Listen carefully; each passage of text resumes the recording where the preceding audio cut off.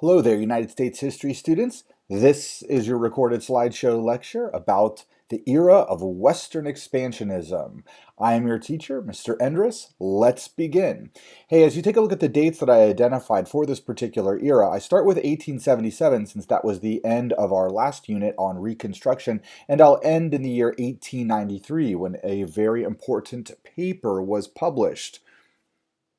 And I want to start with 1877 because I want to begin with a nice transition from Reconstruction and the failure of Reconstruction during that year when the Compromise of 1877 occurred to the continual American expansion westward. Westward expansionism had been going on, well, arguably since the Americans were British colonies, but the Civil War slowed down significantly that Western expansionism because Americans were too busy killing themselves during the Civil War.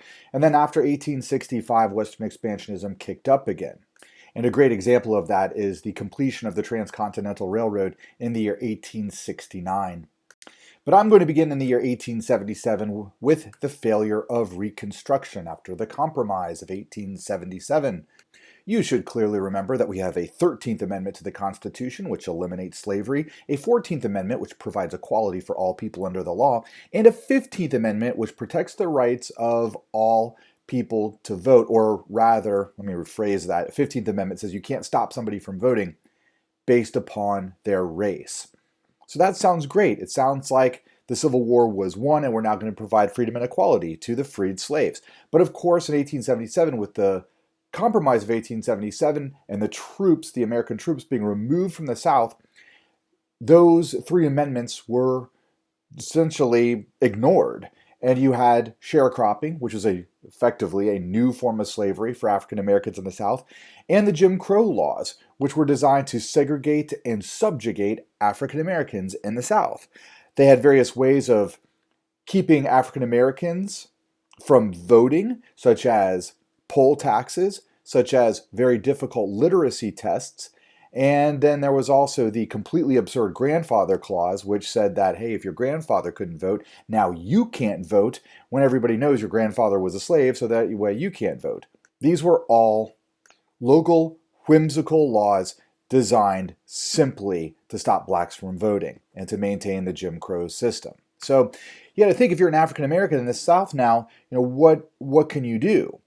Are there any other options than just simply to submit to the new Jim Crow system of the South? Well, some people decided to fight and other people decided to run away. And the first people I would like to talk about are those that decided to fight this particular system.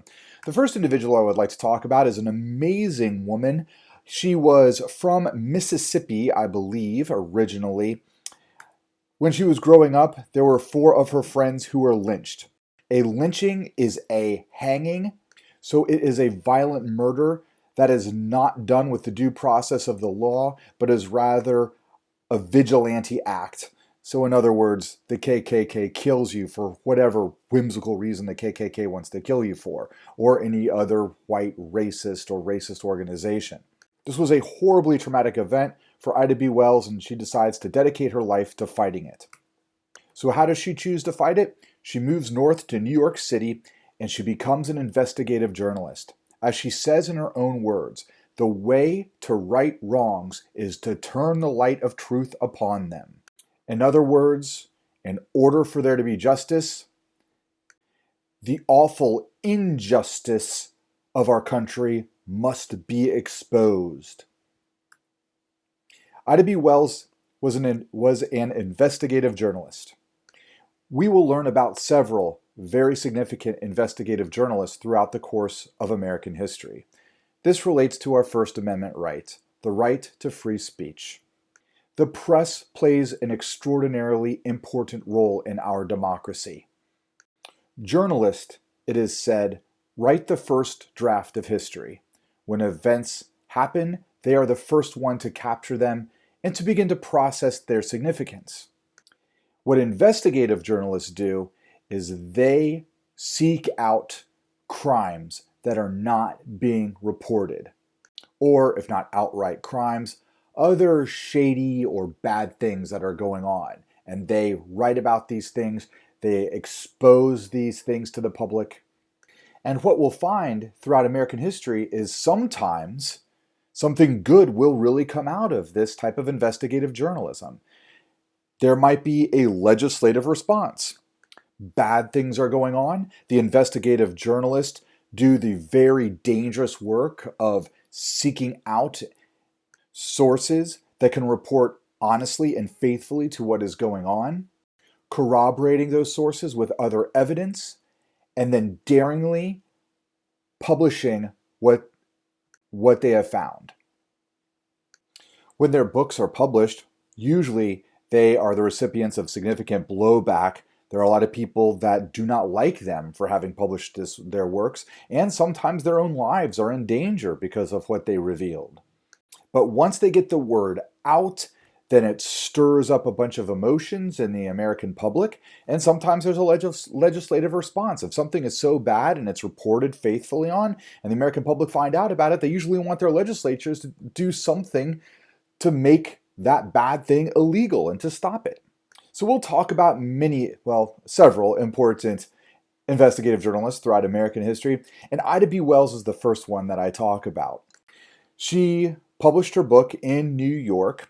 It was called Southern Horrors: Lynch Law in All Its Phases.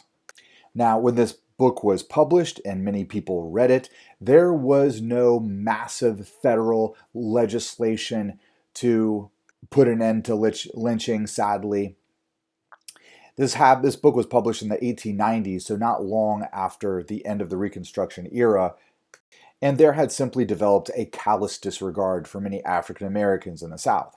But even though the federal government didn't respond, there were other movements to provide African Americans with justice. Ida B. Wells was one of the founders of this organization, the NAACP, which stands for the National Association for the Advancement of Colored People. The NAACP is still around today. The goal and purpose of the NAACP was to provide, and is to provide, because it's still around today, legal representation for African Americans.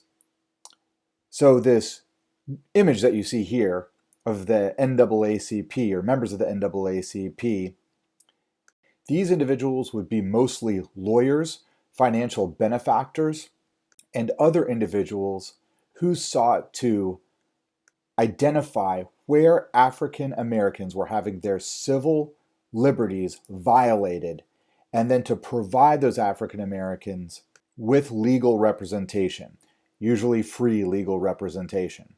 So, okay, the law protects our freedom. The 14th Amendment should provide equality for all people. Clearly, Jim Crow laws in the South are a violation of the 14th Amendment.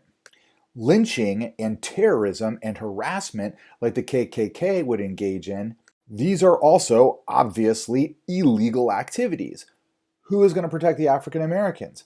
That's why Ida B. Wells and several others, one of which we'll meet here soon, formed the NAACP. Here come the lawyers to protect your rights.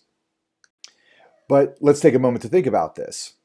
You go to the Deep South, like a state like South Carolina, Mississippi, Alabama, where the KKK is very powerful. Would you want to be a lawyer representing an African American who is being terrorized by the KKK? That would put you in the crosshairs of the KKK. It would make your life very dangerous. But you know what? There were lawyers who were willing to do that, and we'll learn their story as we go through the whole course of United States history. The NAACP is a very important organization, a legal organization that you need to know. As I said a couple times already, NAACP is still around today. All right, so here's another individual whose story you need to know. His name was Booker T. Washington. Booker T. Washington later in his life wrote his autobiography. It was called Up From Slavery, and that should tell us a little bit about where he came from. Booker T. Washington was born into slavery after the Civil War. When he was free, this man taught himself how to read and write.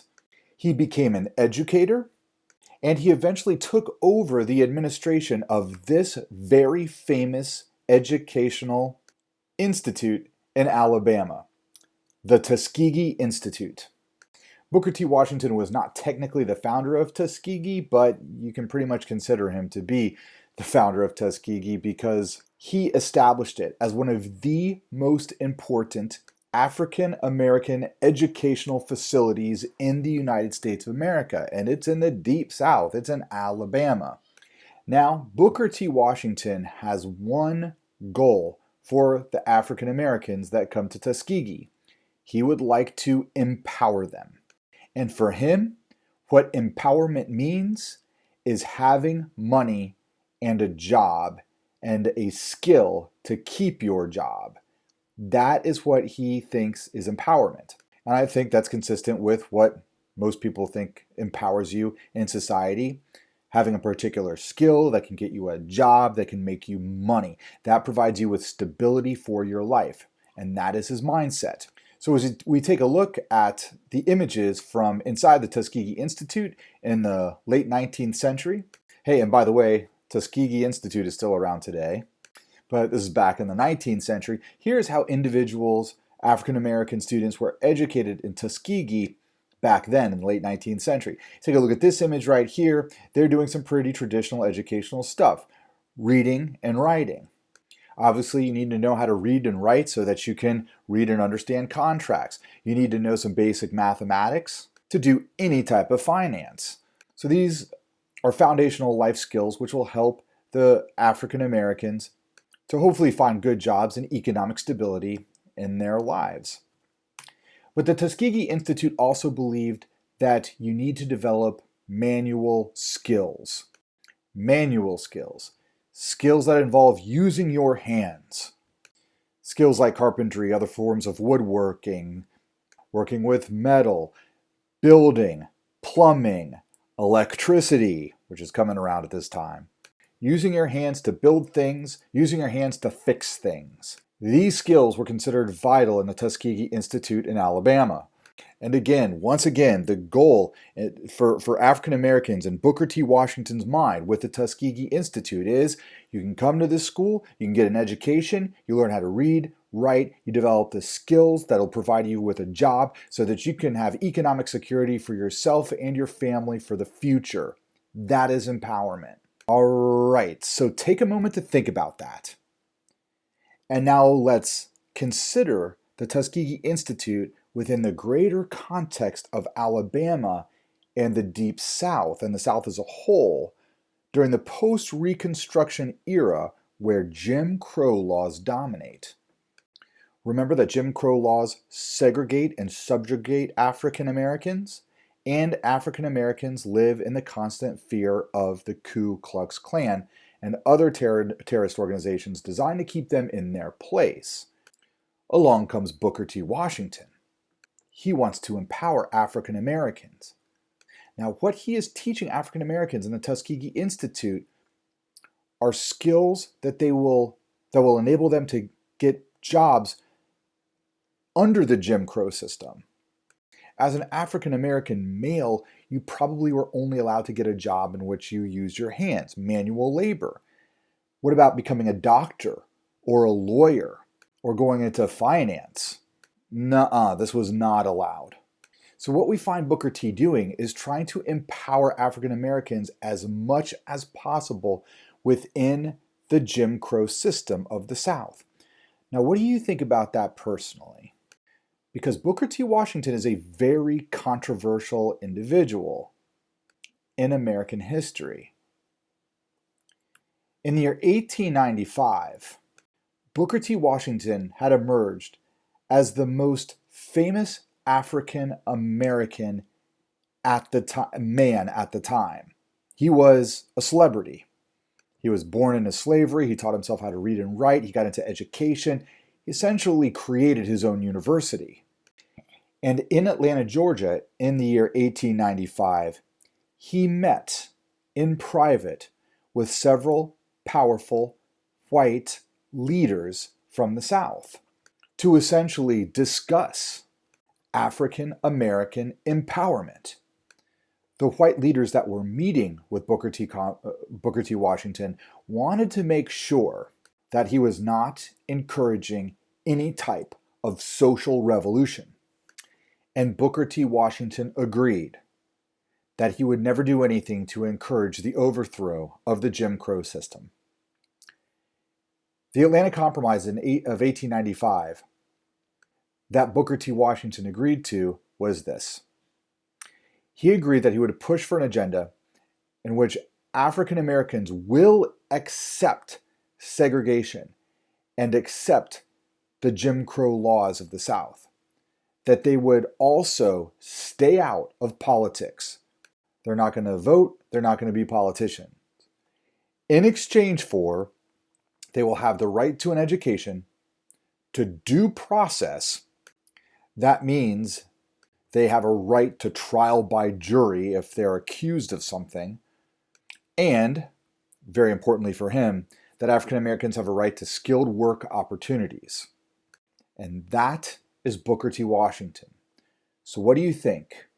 Did he empower African Americans, or did he sell them out by agreeing, essentially, that they are not equal citizens? Was he both? To what degree do you think he was good? To what degree do you think he was bad? Or maybe not bad, but a sellout. Again, hopefully you can see how Booker T. Washington today is considered to be a highly controversial figure in American history. All right, and whenever historians and history teachers really talk about Booker T. Washington, they always place him in contrast to this individual, W.E.B. Du Bois. Du Bois is the opposite of Booker T. Washington. He's not from the South. He was not born into slavery. He was born a free man in the North. He will be the very first African American to graduate from Harvard University. Smart guy, I think we can all agree. Will spend most of his life living and working in Harlem, New York. And his job is being a lawyer. He is a lawyer. Lawyers fight for rights. So this makes him the opposite of Booker T. Washington. He wants to fight for the equality of African Americans. Also, think of who he is and what he does for a job, being a lawyer. The skills that he has, and he's very good at, by the way, would never be taught in the Tuskegee Institute of the South. W.E.B. Du Bois himself represents the potential of all African Americans. So here's what he says, and I quote W.E.B. Du Bois, "We refuse to surrender the leadership of this race to cowards." W.E.B. Du Bois says that African Americans are equal to whites, but not everybody is equal in any group of people. He says it doesn't matter if you're talking about whites or blacks. Any group of people is led by the most daring and talented top 10%. I personally don't know where he got the 10% from, but this probably was just a general abstract impression of how W.E.B. Du Bois looked at whites and blacks. He said that of all of them in each group, you've got your top 10%, your top 10%. And he called this top 10% the talented 10th. And he said it's that group of people who will lead the entire race. So not everybody can become a great artist, musician, lawyer, politician, but everybody should have the opportunity to shoot for that. And it will be the top 10%, or as he calls them, the talented 10th, who will lead and inspire the rest. Doesn't take too much imagination to figure out what W.E.B. Du Bois thought about Booker T. Washington. For the most part, W.E.B. Du Bois thought that Booker T. Washington was just a sellout. And history teachers like me want to compare and contrast Booker T. Washington and W.E.B. Du Bois. They're both extraordinarily important African American leaders in the late 19th, early 20th centuries. But they both have different backgrounds, and they both achieve different things in life in different sort of arenas. Booker T. Washington in education, W.E.B. Du Bois in law. They both lived in different places. You know, Booker T. Washington geographically is a Southerner, Du Bois is a Northerner. And most importantly, they both have different attitudes towards how African Americans should deal with the white power establishment.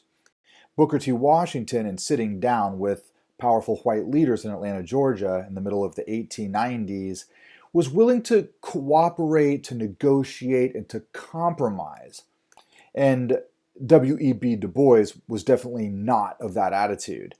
You are, as an African American, an American citizen. You have rights. You have a right to do absolutely anything that a white person does. You also have a right to be free from fear and living in terrorism or living under terrorism, just like a white person.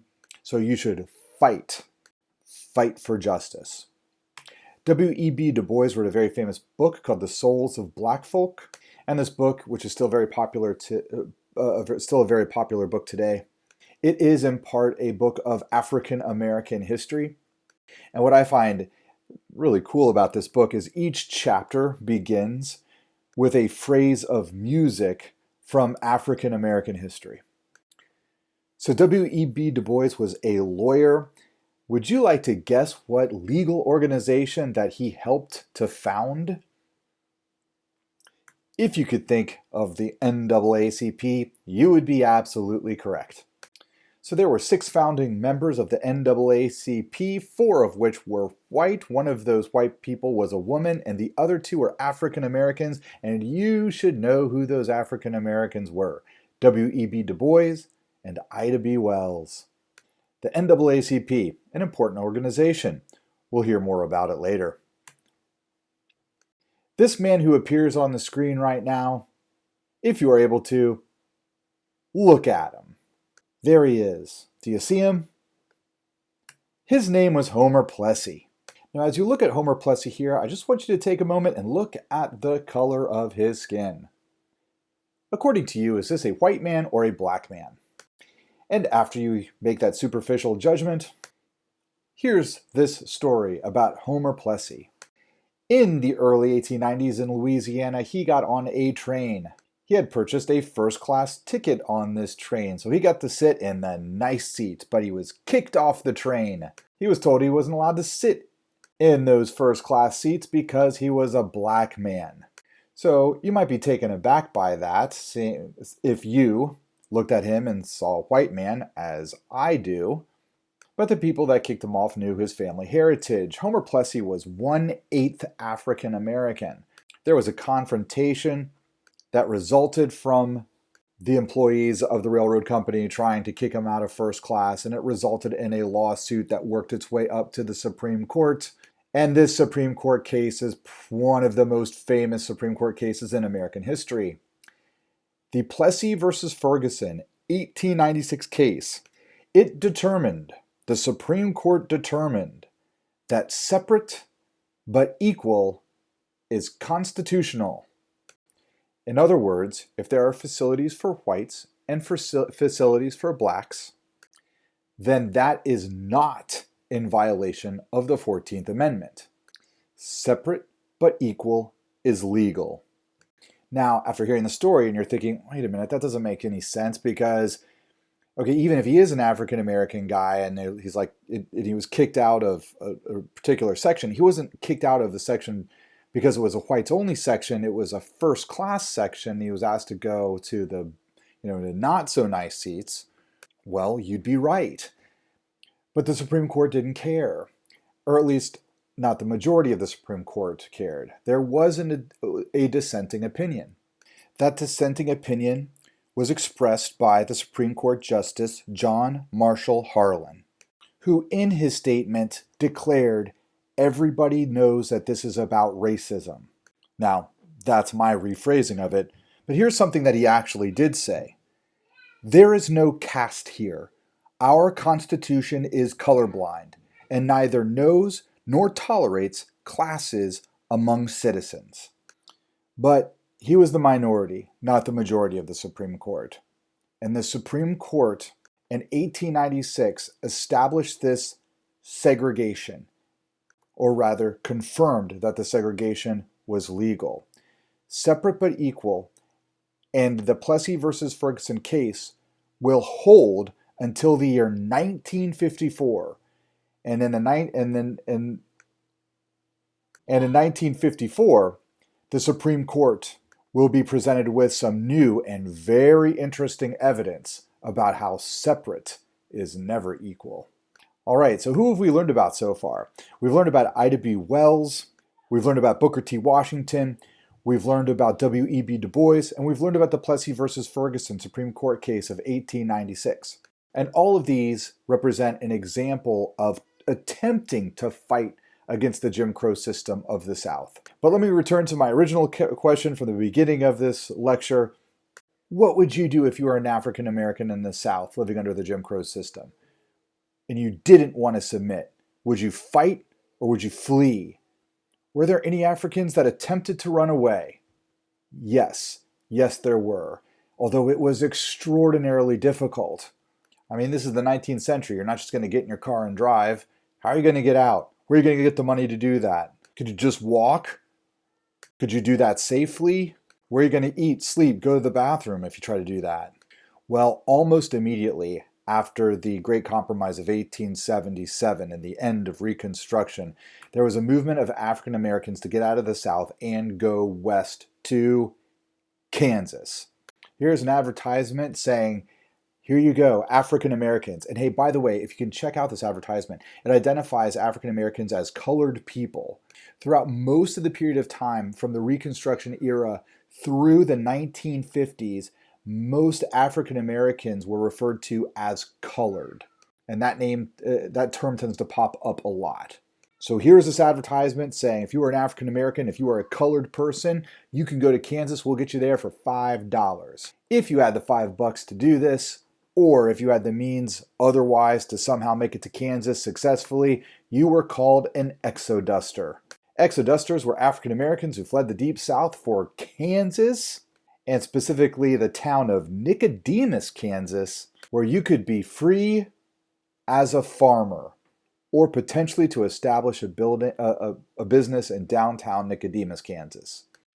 That term Exoduster is a combination of Exodus, which refers to the book of Exodus in the Bible, where oppressed Jews living under the tyranny of the Egyptian Pharaoh fled Egypt to go to their homeland of Israel, and dust, as in the soil of the hard-to-farm Central Plains areas of Kansas, the Exodusters. The Exodusters were led by this individual. His name was Pap Singleton. Pap Singleton served the role of the Moses of this particular Exodus movement. There's plenty of land to be had in Kansas.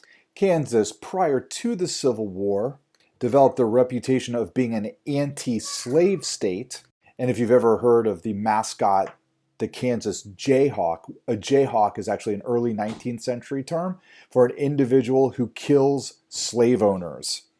So that's actually a good anti-racist mascot. It's also kind of a violent one, but I'm off topic now. Now, did this work? Well, yes and no. Once the movement was started, the wealthy landowners in the South realized that their cheap labor was disappearing. So rather quickly, militias were set up along the Mississippi River to stop African Americans from fleeing the Deep South to the West, specifically to Kansas. So the Exoduster movement was fairly short-lived. But for us, United States history students, we are going to shift the scene of our action from the Deep South in the United States to the West. And we're going to learn now about the Wild West in the 19th century. So there's a lot of mythology that surrounds the Wild West. It's very much part of the American story. Cowboys and their 10-gallon hats and their Colt 45 revolvers. There's this image of the Wild West of individuals, mostly men, from the United States, traveling westward into an area that was not yet part of the United States. There's no government, there's no law, and therefore there's absolute freedom. There were Native Americans, there were bandits, there were miners, there were traders, there were trappers, there were outlaws who got in trouble in the United States and fled westward to get away from the law. And so you had this melting pot of individuals all struggling for survival. And occasionally struggling to get along with each other. And that's the myth and the excitement of the Wild West, and really how it plays into the American story of freedom and all different sorts of people from all different sorts of backgrounds struggling to both survive and get along. I mean, it's very much part of the American story. And this has been celebrated in television and movies and in song. And there is truth to this, but it's also a limited truth. There is another, or at least there's more to this that historians want to bring into telling the story of the West. And what I'm going to endeavor to do is to do my very best to give you an honest portrayal of what the West was like in the late 19th century. Another term that comes out of this era, or at least has been applied to this era, that is very much part of the myth of the West, is this concept of rugged individualism. And this concept of rugged individualism certainly plays into the American identity today, that you can survive no matter what if you are tough enough and strong enough as an individual, that you don't need to be dependent upon anybody else. If you have the fortitude, if you have the gumption, and if you have the inner and outer strength, then you can survive. And this certainly comes out of the stories of the Wild West. Okay, so let's evaluate to what extent all of this was true in the West in the late 19th century. All right, so after the Civil War, who went into the West? The West being identified as the area primarily in between Missouri and California. You can think of this as mostly the plains and Rocky Mountain region, the deserts of the Southwest as well. Who is in there? Well, first of all, Native Americans. Native American tribes had been in this area for at least 13,000 years. There were many tribes, many languages, a variety of different cultures. The Native Americans were there. Now, even before the advent of the two Americans, Lewis and Clark, and their expedition in 1803, there were other white people in this area. Most of them were traders and trappers. So these would be white people that interacted with the Native Americans. And they came from a wide variety of backgrounds. There were French and British and some American. But then after Lewis and Clark, there were a wide variety of traders and trappers that went into the West. Beaver trappers, for example, who would go into Colorado, or the area that we'd call Colorado today, to trap beavers and then bring them back to St. Louis and sell them at a significant price. In the early 19th century, this would have been very dangerous and lonely work, but it also would have paid off significantly. There was always this financial motivation for individuals and groups of people to go out west. And that becomes a very important theme in the late 19th century as well. Also, it's always worth remembering that in terms of the white European colonial powers in the American West, Spain has always played a significant role. And the Spanish influence of what we identify today as the American Southwest long predates the American influence on the American Southwest. So think of this. The first permanent English settlement in North America was Jamestown in the current state of Virginia, and that was established in 1607. 1607, that was a long time ago. Now, when those first settlers showed up in Jamestown, Spaniards had already settled today what is New Mexico by 50 years. So you have these Spanish settlements in the American Southwest that go back to the middle of the 16th century.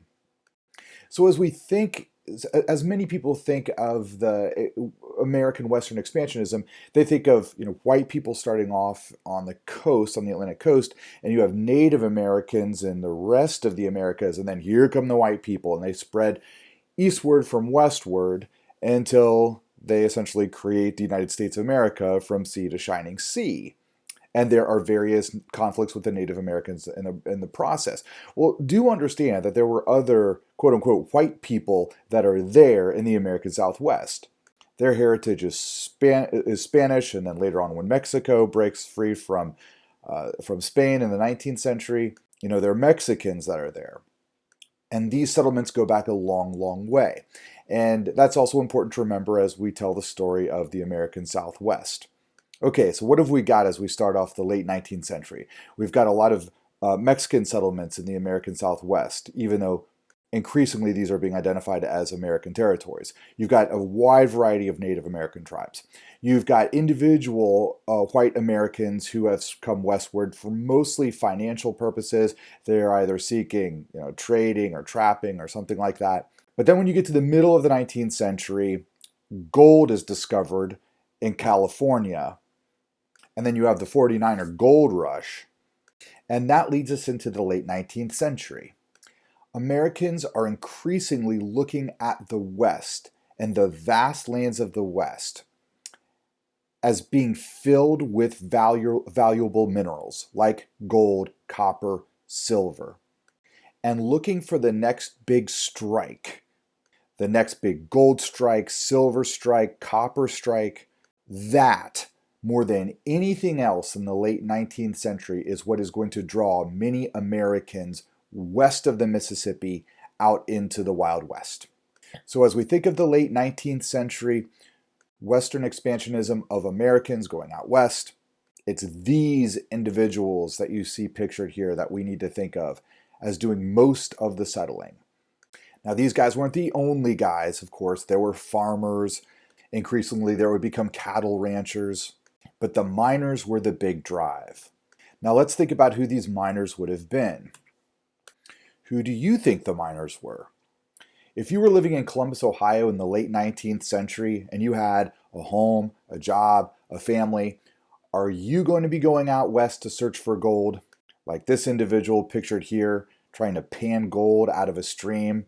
And if you actually found gold, then you'd have to report that there was gold discovered here, stake your claim, allow other people to stake your claim, hope in the process of all this nobody shoots you dead to steal your gold.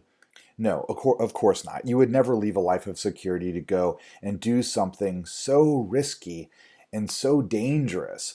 And very few of the miners actually got rich. It was really a matter of luck if you were one of the first miners on the first river to happen to discover gold or silver. But there were a handful of them.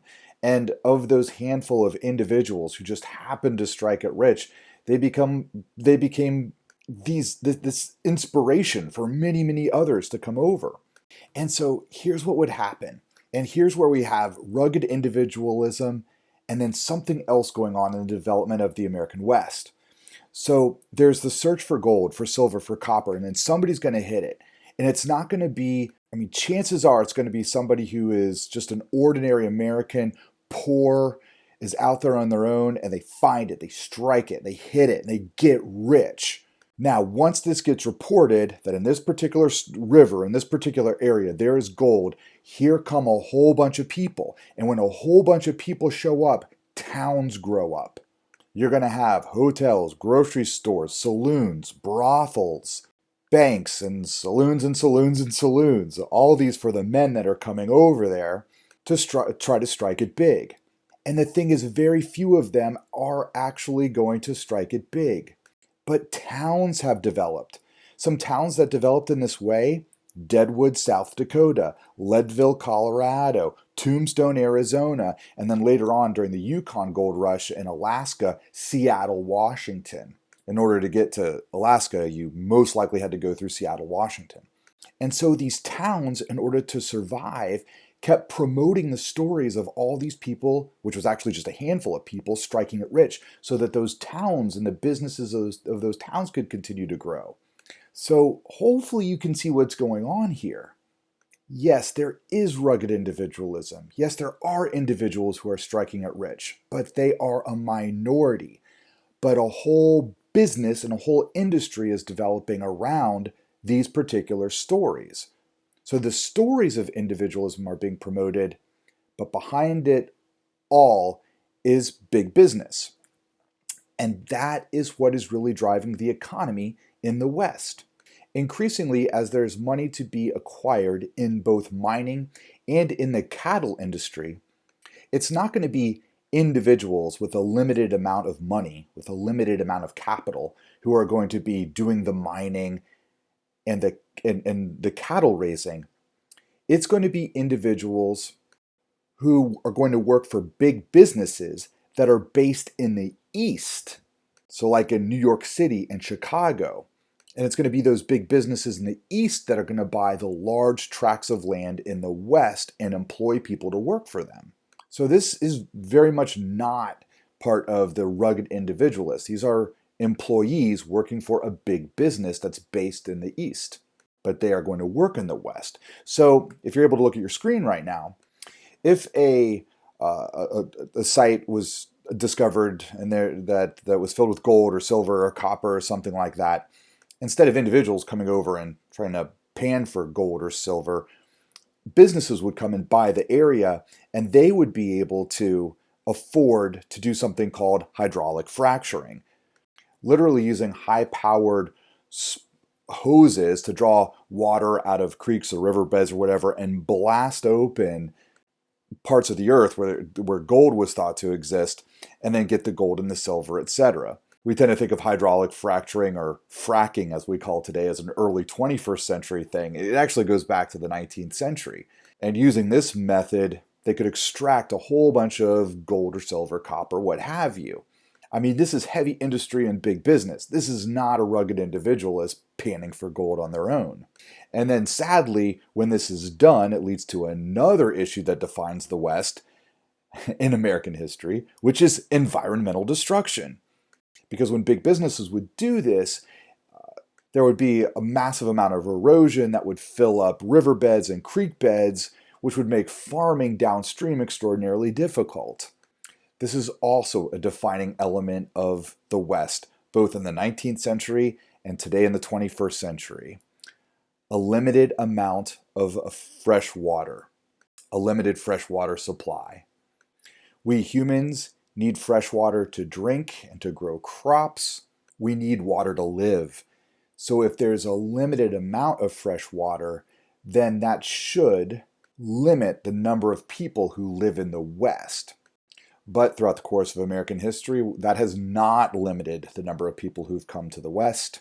Huge cities like Las Vegas, Nevada, and Phoenix, Arizona have grown up out of a desert because of the American ability to either extract or import water from someplace else.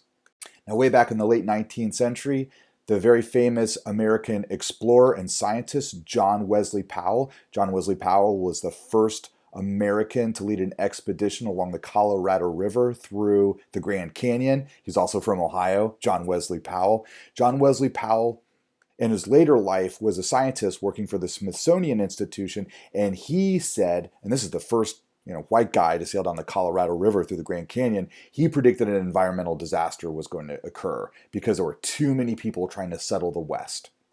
That was the late 19th century. It's still an issue that's important to environmentalists and politicians and to a lot of people in the West today.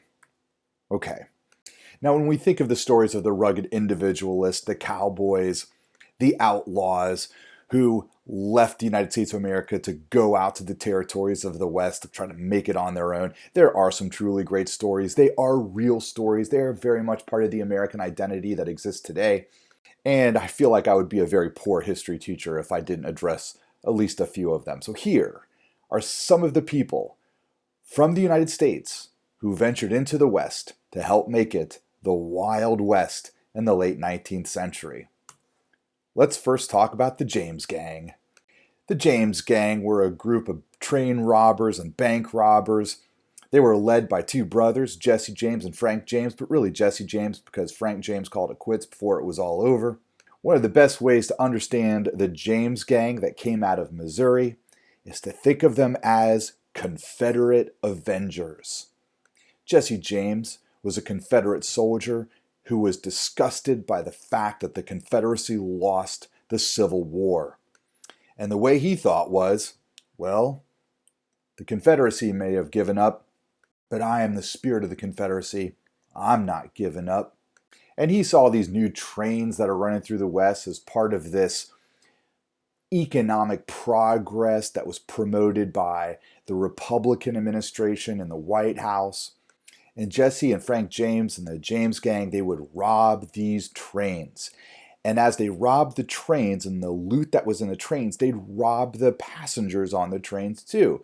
But here's what would happen. Here comes Jesse James walking through each train car. And if you were on this train, you'd see him walking through, wielding his gun, putting it in people's faces. But as he robbed individuals, he would ask them where they were from. And if it was clear that you were a white Southerner, he'd pass you by.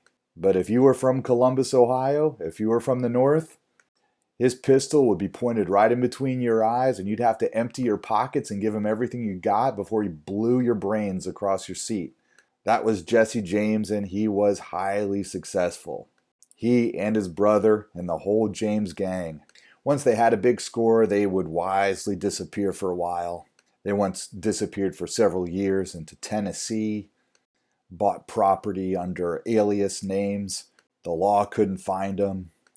But Jesse James was addicted to the excitement. There is something, well, not that I would know personally, but I assume there's something exciting about robbing a bank, about robbing a train. And Jesse James was truly addicted to that excitement. And he'd eventually reform his gang and go back at it. Now, if you were part of the law enforcement in the West and you were trying to catch Jesse James, how would you do it? This man can run, this man can shoot, this man can hide. This man's got a lot of money. How are you going to get him? If you were the governor of a territory out west, what would you do to ensure the safety of your people and to stop the terrorism of the James gang? What could you do? Well, one of the things that was done to stop Jesse James was a bounty went out, a reward for delivering the body of Jesse James, dead or alive.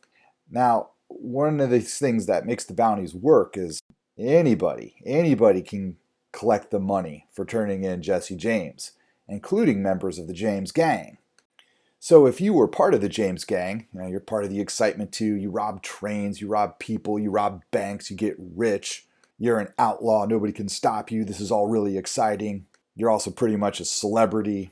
But then you find out about this bounty. Now this bounty holds an allure. If you wanted to, you could kill Jesse James, turn him in, collect money, and you go free. That might be a nice way to end your career, rather than living the rest of your life as an outlaw. So Jesse James, in his final days in 1882, was never able to sleep very soundly at night because he knew that any member of his gang might turn against him and kill him and turn and collect the bounty. And that is exactly what happened. In the end, one of the members of the James gang, a guy by the name of Robert Ford, killed Jesse James. Robert Ford killed Jesse James when Jesse James was completely unawares. He shot him in the back of the head. Robert Ford and his brother was in on this too. Robert Ford then delivered the body to the governor of Missouri to claim his reward. When he did this, Robert Ford was accused of murder and placed on trial, found guilty, was sentenced to death by hanging, but the governor of Missouri granted him a pardon and let him go free. Robert Ford and his brother spent the rest of their days, which were not very long, he only lived for 10 more years, traveling around the West, in various cities in the West, opening up saloons, doing performances to reenact the death of Jesse James. But a lot of people looked at Robert Ford as a coward, the man who killed Jesse James, and in the end, Robert Ford himself was killed when he was shot in the back of the head. Vengeance for vengeance. One of the famous wild stories of the Wild West. All right, now the James gang, and even Robert Ford, those were outlaws. What about the good guys of the West? Was there any guy out there who tried to make the West a civilized, decent place to live? Well, this is probably one of the most famous sheriffs in all of the Wild West. His name was Wyatt Earp. Wyatt Earp was born a poor boy in Illinois. He several times tried to run away from home to join the Civil War when he was just in his early teens. He wanted really bad to fight and be part of the action. Never made it though. He was captured several times, brought back home. When he was 17, he finally did run away and he goes out to the Wild West. And he wasn't a good guy from the start. He did enjoy being part of gangs and doing bad things, but then eventually he met a sheriff, a lawman, I'm not really calling them police officers yet, who really earned young Wyatt Earp's admiration and respect. And Wyatt Earp decides that he wants to dedicate himself to being a lawman, to being a sheriff. The story of Wyatt Earp in the Wild West is the story of a virtuous lawman. Wyatt Earp could have been a great bad guy. He could have been just like Jesse James, but he decided to use his skills with a gun and his physical strength and his charisma to enforce the peace. And in order to be a sheriff in the Wild West, in a place where might makes right, you really had to have all of these abilities. And I think very few individuals actually have these personal strengths of character. I mean, Wyatt Earp was tough, he was manly, he was quick with a gun. He also had the ability to talk to you in such a way to get you to back down and to step off.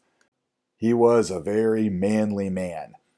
And he put these particular skills to use in Dodge City, Kansas, to make the city of Dodge City, Kansas, a safe and civilized place as much as possible.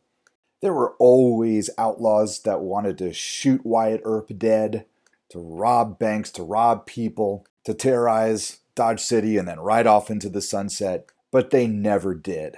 But this is also an exhausting lifestyle to be the sheriff of Dodge City. So in the end, Wyatt Earp decides, you know what, I'm done. He had been a sheriff fighting the bad guys for about 10 years. He was now in his early 30s. He felt like he wanted to settle down a little bit. And there was a silver strike in Arizona. And Wyatt Earp thought, this is the life for me. He and his brother and his wife, who was a former prostitute, they moved to Tombstone, Arizona to be part of the silver rush, to make their money and to settle down. He moved to Tombstone in the year 1879, and pretty quickly the situation became apparent that there was a bunch of lawlessness in Tombstone. And I guess once you're a lawman, you're always a lawman.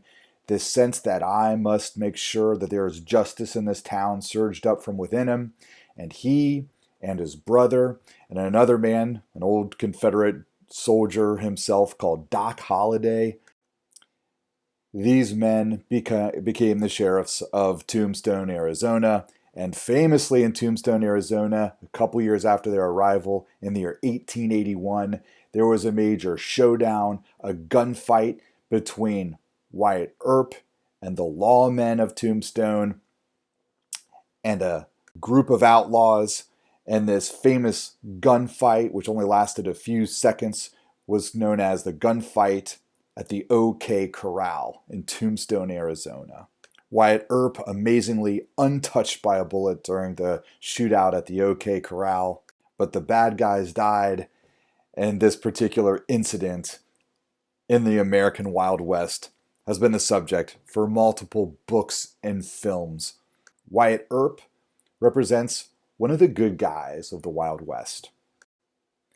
The final story I want to tell about an individual in the Wild West in the late 19th century is the story of Billy the Kid. Now, I need to make full confession here. When I was a young teenage boy myself, I was obsessed and in love with the story of Billy the Kid. So I'll probably spend a little bit more time talking about him. And the whole reason why I loved Billy the Kid when I was a boy myself was because there were a pair of movies that came out when I was in high school called Young Guns and Young Guns 2, starring Emilio Estevez as Billy the Kid and a whole bunch of famous young actors in those films. And they were great action-adventure films. And for the most part, they were historically accurate. Now, certainly not 100%. I mean, there's a couple of big glaring historical errors, like at the end of the first movie, Billy the Kid shoots a man by the name of Lawrence Murphy. That never happened. But overwhelmingly, it's fairly accurate in terms of, well, fairly. I don't know. You can judge for yourself. I'll tell the story. If you're interested, watch the movies and see what you think. but they certainly were exciting. And I was a young freshman in high school, and I watched the first movie, and I was pretty inspired by it. And then later on, I went and I read a book called The Saga of Billy the Kid, which was written in the 1920s. It was one of the very first biographies written by him, and it was written by a newspaperman from Chicago by the name of Walter Noble Burns. And no, and Burns retired from being a newspaperman in Chicago, went to New Mexico to interview all of these old people who knew Billy the Kid, who had died 50 years before. So all these people were old. Oh, but they all had stories to tell about Billy the Kid, and he collected these stories and he wrote The Saga of Billy the Kid, which is a magnificently beautiful, wonderfully eloquently written book. Now, there are historical inaccuracies with that book too, because some of the stories that were told weren't really totally true. But man, just like the movies, was it a fun book to read. So as a kid, I was really into the story of Billy the Kid, and then as I grew up and I became a history teacher, I felt, well, I really need to know the accurate story of Billy the Kid, and so I'll do my best here based upon research that I've done as an adult and the books that I've read and the documentaries I've watched as an adult that are of more historically sound source to tell the story of Billy the Kid. It's really no less dramatic, I think, than any of the fabricated stuff. So Billy the Kid. Billy the Kid was not born Billy the Kid, of course. He was born Henry McCarty, the son of two Irish immigrants in not the Wild West, but appropriately enough for this story of Western expansionism, he was born in New York City. But his parents were poor and Irish, and they had no resources, so they moved west. But life moving west was extraordinarily hard. First, his dad died. His mom remarried. They settled in the New Mexico territory.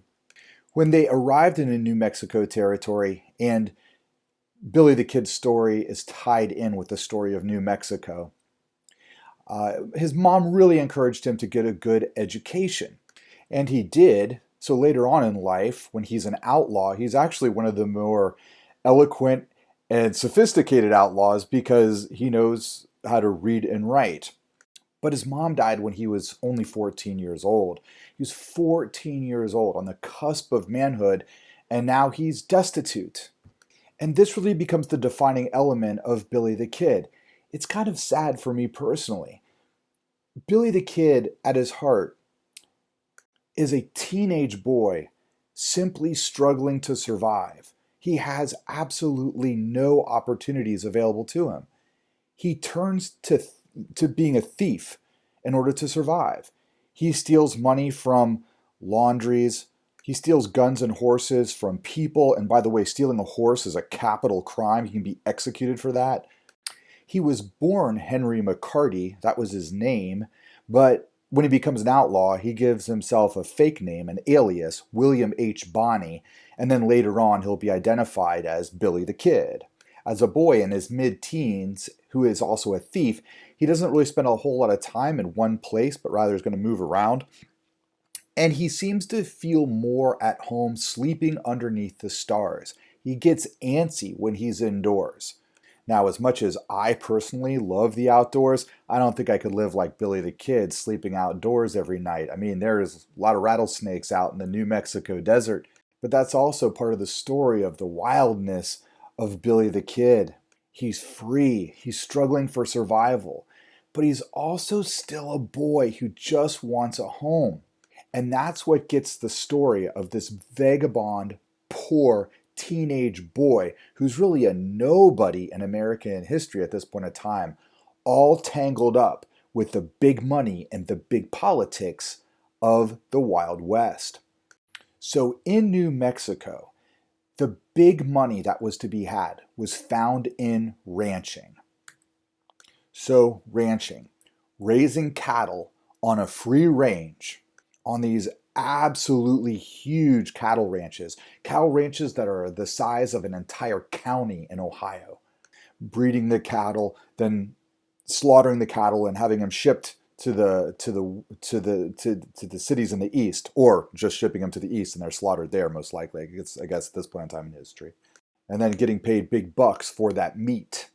It would have been very difficult in the late 19th century to be your own entrepreneurial cattle rancher, going to New Mexico or to Arizona and try to start your own cattle ranch. Because even at that point of time in history, there were cattle barons, individuals with a lot of land, with a lot of money, with a lot of cattle, who really held the government of the New Mexico territory in the palm of their hands through the power of bribery.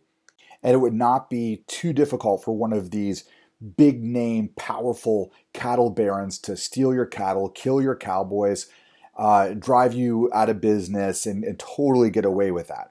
So there were these cattle wars that occurred in the Wild West, in particular, the New Mexico territory and Arizona and elsewhere. But Billy the Kid found himself tangled up in one of these cattle wars. And here is how it happened. Billy the Kid is a teenage boy in the 1870s in the territory of New Mexico, struggling to get by, resorting to being a thief, and sometimes working legitimate jobs on cattle ranches. In the late 1870s, Billy the Kid steals some cattle.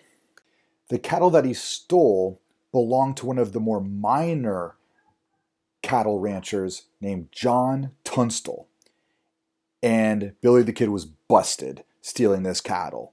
And so he was brought before John Tunstall. Now, Billy the Kid could have gotten into a lot of trouble because he was doing this. He could have really just been shot dead for doing this. But interestingly, John Tunstall was of a particular mindset. Tunstall saw a lot of these orphaned boys simply trying to survive. John Tunstall saw Billy the Kid for who he was. A boy simply trying to survive. A boy without parents, without resources. A boy who never got a fair shake in life. John Tunstall, instead of arresting or disciplining or killing Billy the Kid, says, "How would you like to join my ranch? You can become one of my cowboys." Or as they were called on the Tunstall Ranch, the Regulators. Now, it's important to know at this point in time in history, there is no barbed wire fence yet. Barbed wire fence will completely change the cattle ranching industry. So until this, the barbed wire fence comes along, cattle largely roamed free, and it was up to the cowboys to kind of make sure that the cattle all stayed together. And you're talking about taking care of thousands of acres. And then also the cattle could be moved across, like from Texas all the way up to Colorado, to be placed on a train. And so the cowboys would be necessary to do a cattle drive all the way up to Colorado. So to be a rancher, you needed to have your cowboys. And the cowboys would have to be very tough, very fit, very skilled with a lasso. I mean, they had to be cowboys, right? You know what a cowboy is. And Billy the Kid was taken under the wing of John Tunstall. Many of John Tunstall's regulators were orphaned boys, very similar to Billy the Kid. And John Tunstall took care of them, not just by giving them a job and the opportunity to live a legitimate lifestyle, or live a legitimate life rather, to no longer be an outlaw, to have gainful employment and hope and opportunity for the future. But John Tunstall also took it upon himself to educate the boys that worked for him. So at night, after dinner, they would sit down by the candlelight and they would take turns reading the newspaper. And a lot of these boys didn't know how to read yet, and Billy the Kid astounded all of them by reading newspaper articles really quickly and very eloquently. And so that's what John Tunstall did for these boys. He provided them with a livelihood, education, home, warmth. So you probably get a sense of what Billy the Kid and the other regulators, what they felt, how they felt about John Tunstall. They looked at him like a dad. And he was a dad for these boys. John Tunstall was arguably a very good man because he did care for these orphaned boys. He was also a very daring entrepreneur within the story of New Mexico because he was a minor cattle rancher. And there was a much bigger cattle ranch and a much more powerful cattle rancher in New Mexico named Lawrence Murphy. And Murphy saw Tunstall as a threat. And Murphy made the accusation that Tunstall had stolen his cattle. And Murphy's cattlemen, sometimes simply referred to as the Murphy men, they killed John Tunstall. Now, when John Tunstall is shot dead by Murphy's men, you can only imagine the emotional response of Billy the Kid and the other regulators who worked for Tunstall.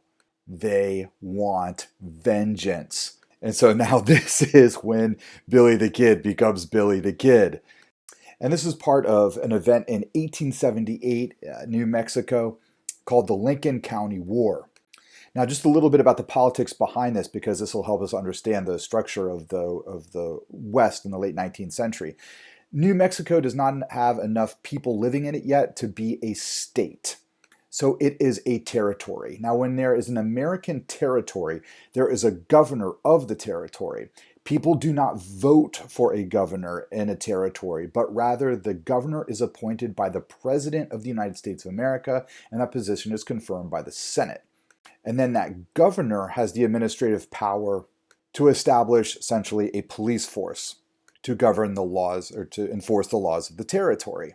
And the governor of New Mexico had appointed a sheriff. The sheriff's name was Sheriff Brady, and Brady had been totally paid off by Murphy. So there's no way Brady's going to go after Murphy or the Murphy men to bring them to justice for the death of John Tunstall.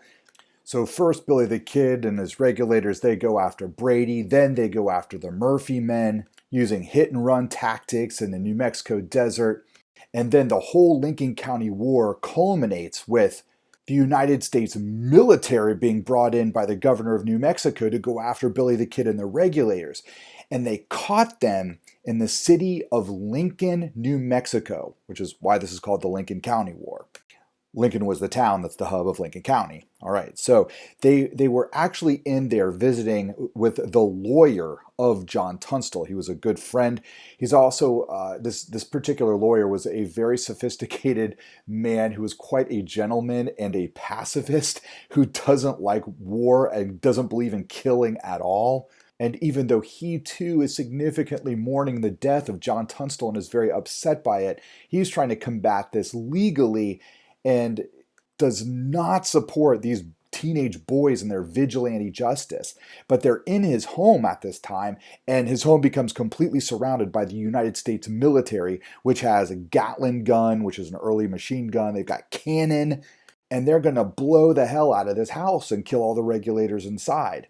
Now, the lawyer and his wife, they left, and the United States military is calling for the regulators to come out of this house, hands up. And the regulators have to decide what to do. Are they gonna put their hands up, walk out, most likely get arrested, most likely be hung, or are they gonna stand there and are they gonna hold themselves up and fight? They decide, of course, that they're gonna fight it out, and there's gonna be this massive shootout. And there was. Many of the regulators died. A few of them escape out of the back of their house, somehow with their life. They get on horses and they ride out into the New Mexico countryside where they're going to hide out for as long as they possibly can. Billy the Kid was, of course, one of the guys that made it out of the house with his life. So it's a very dramatic story, and it's actually the subject of the very first Young Guns movie back in the late 1980s. Now, at the end of that movie, you see Billy the Kid sneaking back in the town to shoot Lawrence Murphy through the head, and that never happened. Billy the Kid just simply disappeared off into the countryside. So once again, Billy the Kid finds himself back right where he started. A vigilante on the run from the law. He's wanted dead.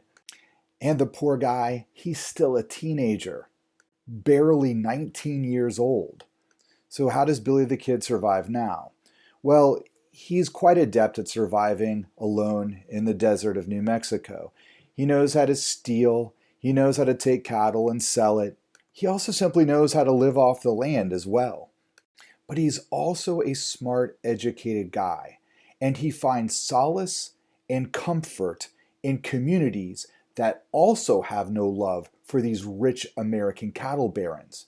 And those are the ancient Spanish or Mexican cities that have been there since the 16th century. So I brought this up once before. Remember when English colonists were just barely starting to settle places like Massachusetts and Virginia in the early 17th century? 50 years before, there were already Spaniards settling what is today the American Southwest. So there are these old communities. In the 1840s, America, for the United States of America, essentially stole this land from Mexico.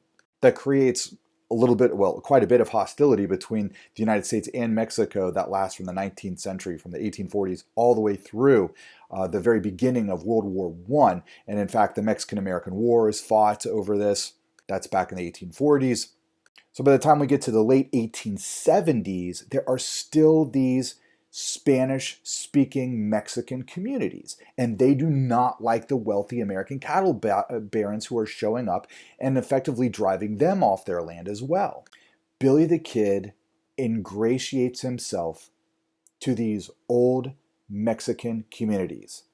He becomes fluent in Spanish. He embraces their culture.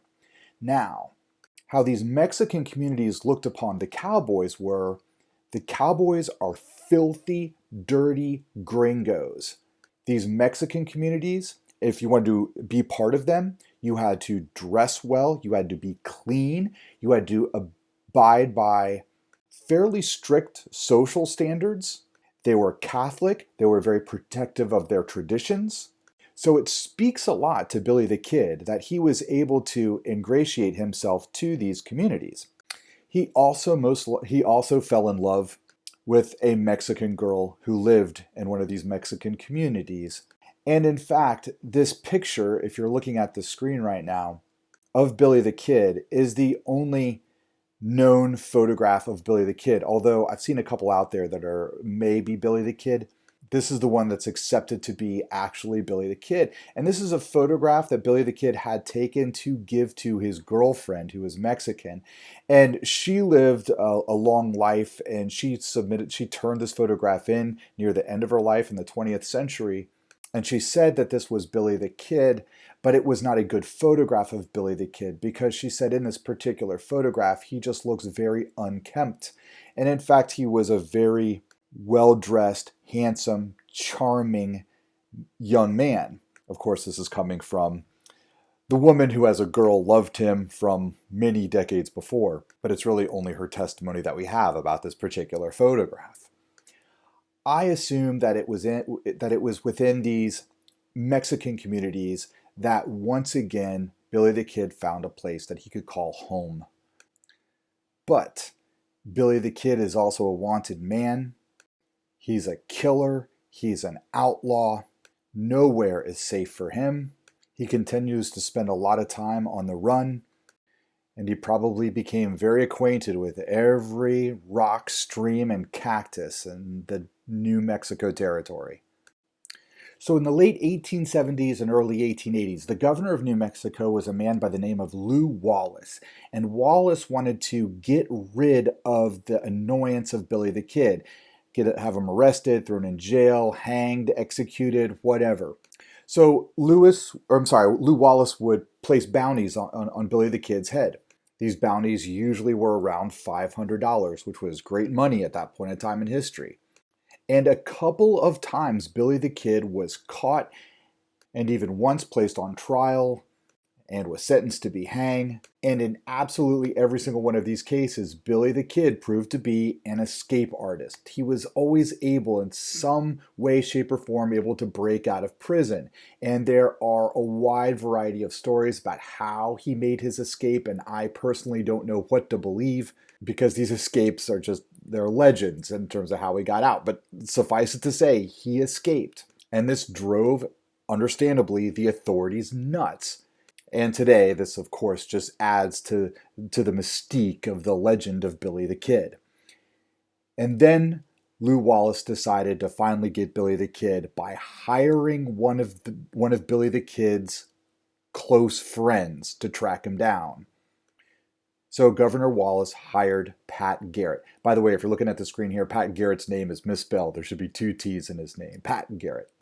Pat Garrett was a tall, lanky man from rural Texas who had traveled westward to New Mexico and was friends with Billy the Kid for a while. So he knew where Billy the Kid would hang out. He knew his haunts. He knew where he traveled around New Mexico. He knew Billy the Kid's friends. Pat Garrett knows Billy the Kid. So if anybody can catch Billy the Kid, who knows where Billy the Kid is hiding, it's going to be Pat Garrett. So now is when I may potentially deviate from being a good history teacher, and I might actually resort a little bit to legend here. My source book is the 1920s biography on Billy the Kid, The Saga of Billy the Kid by Walter Noble Burns. According to Burns, Pat Garrett actually captured Billy the Kid once, and if this story is true, I find it just quite delightful. He actually captured Billy the Kid, lived in a small hovel, this little shack in rural New Mexico, and Billy the Kid knew it was Pat Garrett outside, and Pat Garrett actually drew him out by essentially starving him out. Billy the Kid was stuck in there, and eventually he runs out of food, if he even had any to begin with. And Pat Garrett one morning started brewing coffee and cooking bacon. So that Billy the Kid smelled the bacon and the coffee and finally just was overcome with hunger and says, Pat, I'll give up if you give me coffee and bacon. And he did. And Billy the Kid was captured that one time, but sure enough, Billy the Kid escaped.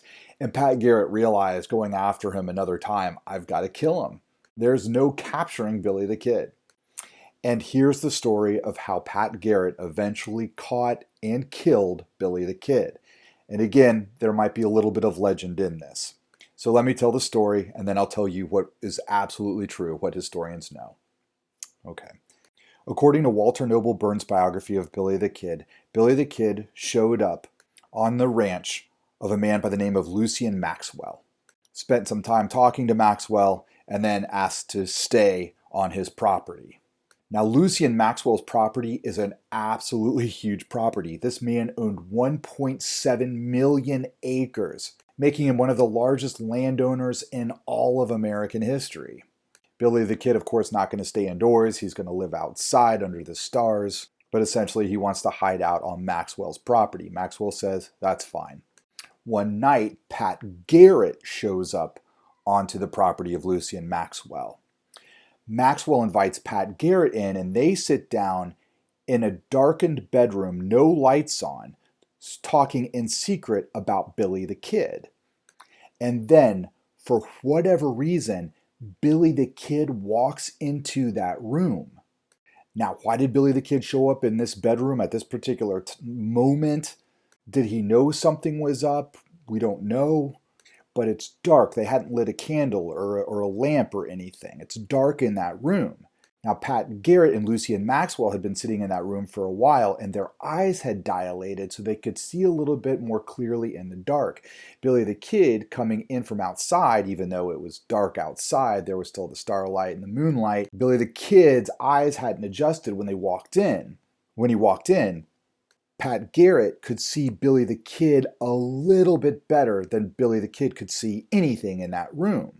Now, Pat Garrett begins to reach for his gun, but he's got to be careful because as soon as he clicks his gun, Billy the Kid's going to hear that, and Pat Garrett knows that Billy the Kid can outdraw him, and that Pat Garrett knows he'll get shot dead, so he's got to be very careful.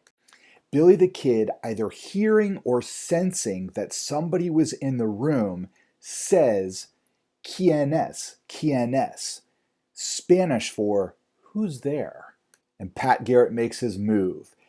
He pulls his gun from his holster, and as he fires at Billy the Kid, he falls to the floor. So Pat Garrett, starting in a sitting position, pulls his gun, fires at Billy the Kid, falling to the floor at the same time. Billy the Kid pulls his gun, fires at where he thought Pat Garrett was, but Pat Garrett, knowing that Billy the Kid can outdraw him, has fallen to the floor. Pat Garrett fires over the head of Pat Garrett. I'm sorry, Billy the Kid fires over the head of Pat Garrett. Pat Garrett shot Billy the Kid twice. Billy the Kid falls down dead, thus ending the life at age 21 of probably the most famous outlaw in American history. These stories of people like Jesse James, Wyatt Earp, Billy the Kid, they fascinated people in the late 19th century. and it gave Americans an image of the American West that would be immortalized for the rest of American history. But let's remember that most of the West is being filled up in the late 19th century by miners who are searching for gold, silver, copper, whatever. Many of them are escaping poverty in the East for a better life in the West. Most of them are not going to find it. What they are going to find, though, are towns filled with people who are willing to encourage their dreams and take their money. I've mentioned these towns before, towns like Tombstone, Arizona, Seattle, Washington, Leadville, Colorado, and this town, Deadwood, South Dakota. Now, as the miners would show up, businesses would show up to support the miners. Grocers, people who would run a general store, bankers, lawyers, and saloons. All of these businesses needed the stories of people striking it rich so that more people would come to town. Sheriffs would be hired to do their very best to maintain some sense of justice and order. Guys like Wild Bill Hickok in Deadwood, South Dakota. Now, most of the people who came west were men, but women came too, but in far fewer numbers. Most of them came as part of a family. Even fewer migrated west independently. But women play an extraordinarily important role in the settling of the West.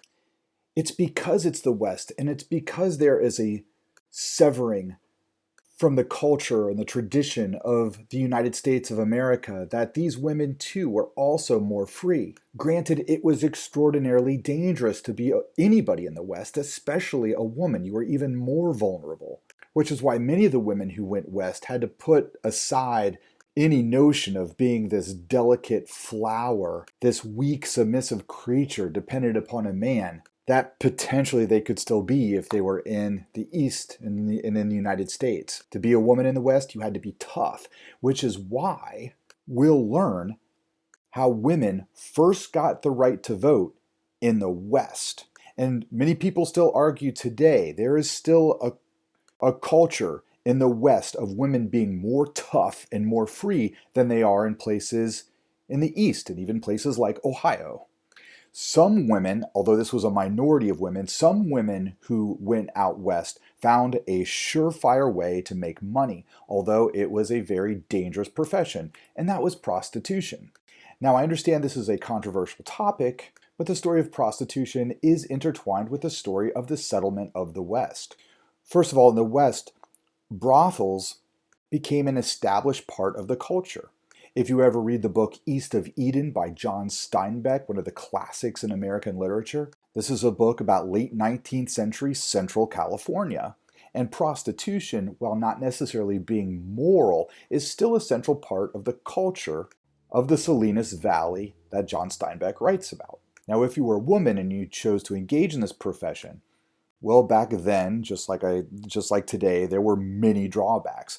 You were very vulnerable to disease, violence, alcoholism, drug abuse. And then what I don't have on this screen is, as socially acceptable as it became in many communities in the West, there are still going to be a great many people who look upon you with disrespect, and so you're going to experience some form of social isolation. Although that wasn't the case 100% of the time, and I'll give you some examples of that. Now, some positives of this were you had the opportunity to make a lot of money.